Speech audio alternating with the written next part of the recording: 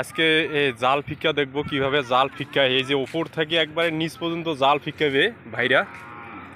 আসলে দেখা যাক। বিসমিল্লাহির রহমানির দেখছেন এত দূর থেকে রহিম। জাল নিয়ে গেছি উঠতি। এই যে জাল কত দূর চলে গেছে।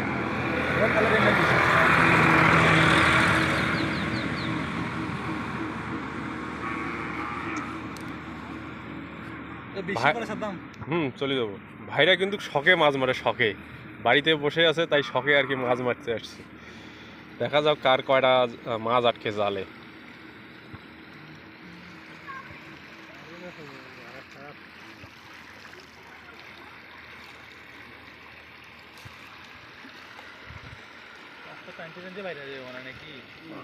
না,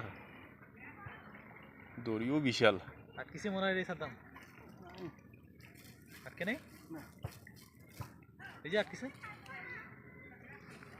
মাছ সবসময় ধরা দিবে চায় না। ভাই জালটা কি বাড়ির গাতা না কিনা? বাড়ির গাতা না? আচ্ছা, এরকম বাড়ির গাতা জাল কোথাও পাওয়া যাবে? ওই যে ইয়াদা বানাইছে জাল রে ওইখানে ওই যে মাথাপাড়া ওর কাছ থেকে নিয়ে। না না, সবাই একটা একটা পাক জাল ওটাইতে মিনিমাম 7-8 মাস লাগে।